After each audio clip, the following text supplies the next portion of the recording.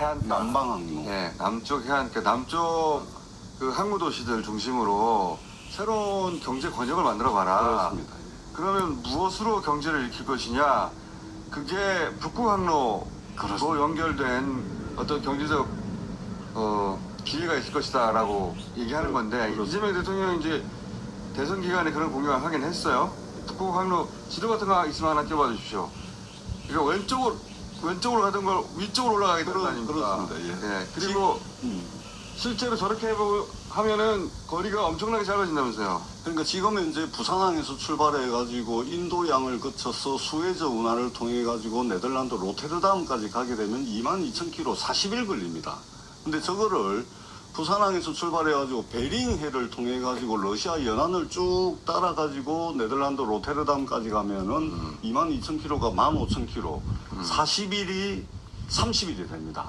컨테이너선 기준으로 하자면 지금 이제 저 남방항로라고 이야기하는 수에즈 운하 저쪽으로 가게 되면은 우리가 한 380만 달러 들거든요. 네. 그 다음에 저쪽에서 이제 이 안전 문제라든지 또 이제 정체 현상이 빚어지게 되면 아프리카 쪽으로 가야니까. 희망봉을 돌아가는데 이럴 경우에는 420만 달러 정도 듭니다. 네. 근데 지금 북극 항로를 이용을 하게 되면 300만 달러입니다.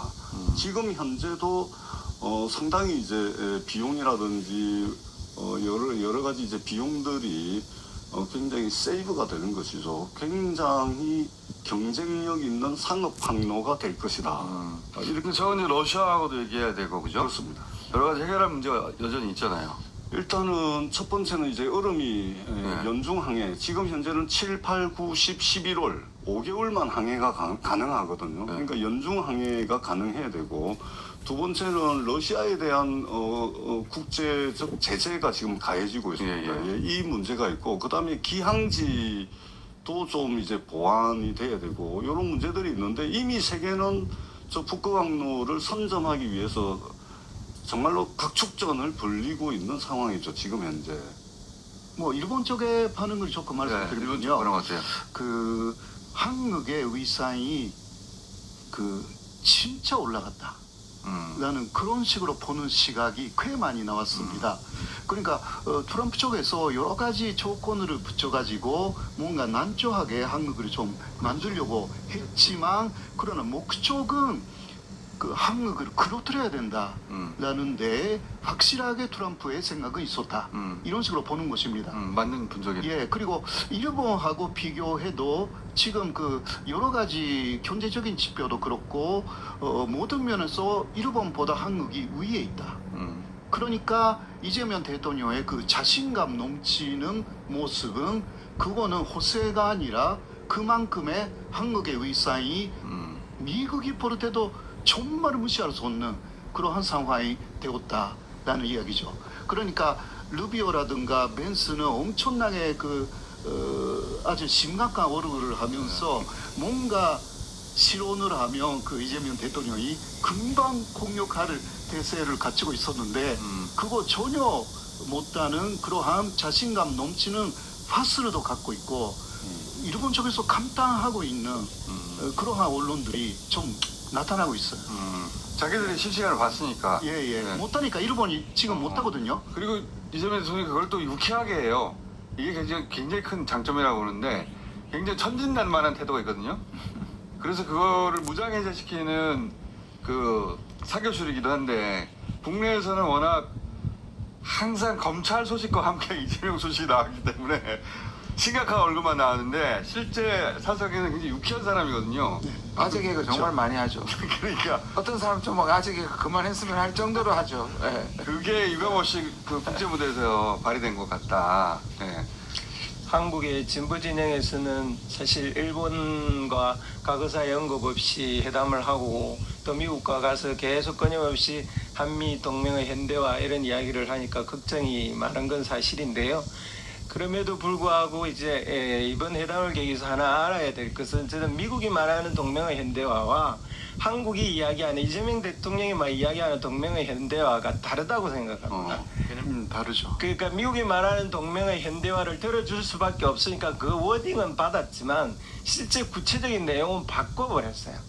그러니까 힘과 평화에서 미국이 말하는 힘으로 억압을 평화가 중심이 되는 한미 간의 안보 강화, 한미의 삼각관계의 강화라는 것으로 바꿔버렸습니다. 평화를 아니 왜 이래 이거 진짜. 오늘 아주 좋아요. 호흡이. 근데 제가 약간 우려를 얘기하면요. 저게 미국의 군부가 20년간 수원처럼 되어 있고 어떤 의미에서 이 집단은 트럼프보다 더 길게 갈 것이고 미국은 중국을 견제하기 위해서 이 전략적 연선 포기하기 힘들거든요. 그러니까 우리가 조금 주의 깊게 봐야 되는 것은 3년 전에 노무현 대통령을 사실 패스하고 자기들끼리 군부끼리 사실상의 전략적 연성을 받아들였고 노무현 대통령은 돌아가실 때까지 자기는 거부했다고 조건을 붙였다고 믿고 가셨는데 그게 재현되지 않도록 함부로 저는 여기 밑에 있는 분들이 그거 중국 미국하고 짬짬이 되면 큰일 난다. 근데 저는 절대로 안 된다. 윤석열 경고하고 기간 예. 우리가 모르는 그 군인들끼리 만나가지고 네, 협상하고 그런 거 맞습니다. 되게 많았잖아요. 그리고 공개하지 않고 그거 일일이 다 확인해가지고 예. 그게 그쪽 방향으로 진척되지 않도록. 예, 저도 그렇게 해야 된다고 생각합니다. 안 그러면은 돌이킬 수 없는 지경으로 윤석열이 있을 때 가게 만들려고 많이 했을 텐데 뭔가를. 이재명 대통령이 되는 거에서 미국 군부에서 가장 긴장한 게 최고의 지금 마지막 마무리를 할 때 지금 들어와가지고 방해한 거거든요. 그러니까요. 이 윤석열이었으면 계속해서 그냥 다 가져갔을 겁니다. 이번에 완전 다 가져갔죠. 그리고 윤석열이었으면 트럼프가 이렇게 나오면 거기서 깨갱했겠지. 젤렌스키처럼 당하고왔겠지 완전히. 맞아요. 탈탈 털리고. 네. 그렇습니다. 그런데 그렇게 믿고 있는 그구들이 국민의힘에도 있다 보니까 요즘 당대표가 김문수가 아니라 전환길이 됐나?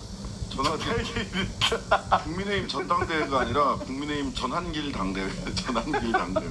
아니 전환길은 자기 입으로 내 뒤에는 김관희 여사가 있어. 그걸로 다니는 거 있지 않습니까? 그렇게 실제로 말하는데 전환길이 밀었던 사람이 당대표가 되어버려서 이거 어떻게 해요 이거. 전환길 됐어. 전환길이 이제 지도부로 들어온 거 아닙니까? 아니 사실상 막후 지도부라고 볼 수 있죠. 지금 네. 아니 장동혁 의원이 당 대표가 될 만한 존재감 있는 의원이 아니었잖아요 전혀. 지금 국회의원 된 지 3년 됐어요. 3년 됐어요, 3년. 딱 3년 그러니까. 됐는데 당 대표가 된 거예요. 22년에 보궐선거로 들어와가지고 그거 충청 출신 아니야 충청. 아니, 어딘지도 이준석도 했는데 인석도 했는데 역선에 이준석도 했는데 이준석은 그래도 구력이 몇십 년이 됐잖아요. 오랫동안 언론 노출됐었는데 장동혁 누군지 몰랐어요. 그러니까 장동혁 의원이 당 대표가 된 큰 원인은 한 2개 정도로 볼 수가 있는데 일단 지금 국민의힘의 뭐 친윤 그리고 수면 밑에 있다는 언더 친윤 쪽이 다 장동혁 쪽으로 붙은 거예요. 왜냐면 왜 그런 거예요? 김문수가 아니었어? 김문수가 대표가 되면 호락호락하지가 않아. 기본적으로 대선 직전에 한덕수와의 단일화 과정을 겪었어요. 그리고 호락호락 할 줄 알고 했는데 호락호락하지가 않더라. 그렇지. 김문수 당대표가 되면 친윤 쪽이 마음대로 어떻게 못하는 거예요. 뭐 정치 구력도 그렇고 연세도 있고 그러니까 이게 시키는 대로 안 돼. 선거 막판에는 국민의힘에서 저 얘기만 계속했습니다. 야 한덕수 김문수 그 단일 안 된 거 있잖아. 그 얘기만 계속 하더라고요. 맞아요. 근데 그게 먹혀요? 와. 그리고 김문수도 사실은 그 전까지 대선 후보급이 절대 아니었잖아요. 네. 이제 김문수를 다루기 쉬울 줄 알고 그러니까 한덕수한테 홀라당 넘겨줄 사람인 줄 알고 했더니 안 넘겨주는 사람이었던 거야. 그러니까 이번에는 김문수 안 되겠다 이거 천해. 근데 또 쉽게 천해지네? 강동혁 후보도 막판에는 아까 주진우 기자 말씀하신 것처럼 계속해서 열 몇 번을 이야기 단일화 한다고 해놓고 왜 단일화 안 했냐. 네. 하는데 정말 아무리 그래도 그렇지 장동혁 후보는 그 얘기를 할 수 있는 사람이 아니거든요. 당시 상황실장이었어요. 김문수 상황실장이었다고. 그것도 그렇고 그전에는 한동훈 하고 있었잖아. 그러니까 친한 게 아니었어요? 친한 게였지. 아니 그러니까 이번에 장동혁 대표는 어떤 면에서는 찐윤의 등에 업혀서 당대표가 된 거예요. 전환길이 된 거죠. 전환길이. 그게 그거지 뭐 전환길이 친윤이. 이 사람들이 다 믿고 있었던 게 트럼프였던 거예요.